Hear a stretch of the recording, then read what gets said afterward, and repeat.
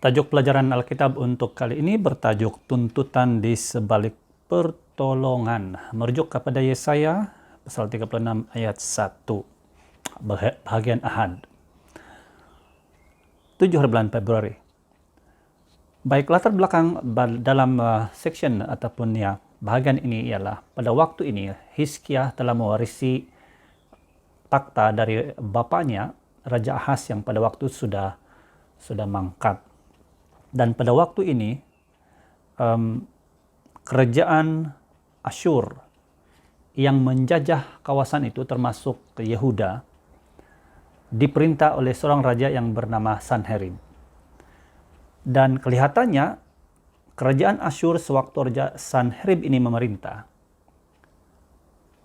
dia nampaknya lemah dalam penglihatan Raja Hizkia. Dia mengambil kesempatan ini untuk memberontak, menghentikan penghantaran Ufti kepada kerajaan Asyur. Karena itu adalah perjanjian antara Raja Ahaz dan Raja Tiglat-Pileser beberapa tahun sebelum itu. Dan sehingga Raja Hizkia menaiki takhta, bayaran itu berterusan dan Hizkia mau menghentikannya itu. Tetapi Hizkia sebenarnya salah jangkanya agak silap sedikit karena memandang rendah kemampuan Raja Sanherib. Akibat daripada usaha untuk memberontak kerajaan Asyur pada waktu itu, Sanherib telah melakukan serangan demi serangan ke atas beberapa kota yang terdapat dalam kerajaan Yehuda. Dan pada waktu ini, Jerusalem terancam. Dan kalau kita lihat di dalam Tawarik pasal 32, Raja Hizkia melakukan persiapan untuk mempertahankan kota Yerusalem. Dan Sanherib pada dasarnya ingin merampas kota Yerusalem ini. Dari segi persiapan, Raja Hizkia telah membina kubu-kubu yang kuat, senjatanya, dan membentuk pasukan tentera yang hebat, yang besar. Dan di samping itu, Raja Hizkia ini bertentangan dengan sikap Raja Ahaz dan raja sebelumnya. Hizkia dilihat sebagai seorang raja yang setia kepada Tuhan. Dan dia telah membuat persiapan yang banyak, termasuk senjata dan memperbaiki tembok kota Yerusalem, dan juga dia telah membuat sistem bekalan air yang disebut sebagai terowong air Siloam, yang ini dilihat sebagai satu hasil kejuruteraan yang luar biasa pada waktu itu. Dan Hizkia pun juga memberikan kepimpinan kerohanian kepada orang-orang ataupun umat rakyat Jerusalem ataupun rakyat Yehuda pada waktu itu. Dan kalau kita lihat di sini, di samping Hizkia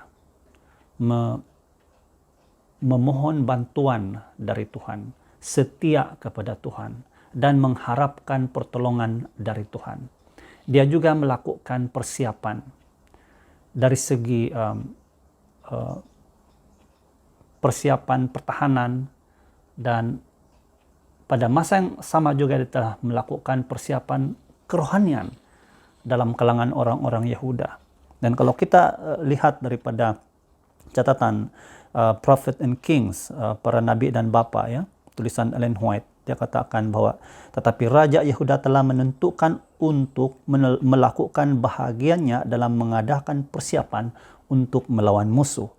Setelah menyelesaikan semua yang dia dapat lakukan dengan kemampuan dan kekuatan manusia, dia telah menghimpun angkatan perangnya dan telah menasihati mereka supaya bertindak gagah perkasa. Sebagai reflectionnya untuk kita pada hari ini, adakah usaha-usaha yang dilakukan oleh Raja Hizkia itu membatalkan kepercayaannya kepada Tuhan? Bagaimana dengan Anda, saudaraku?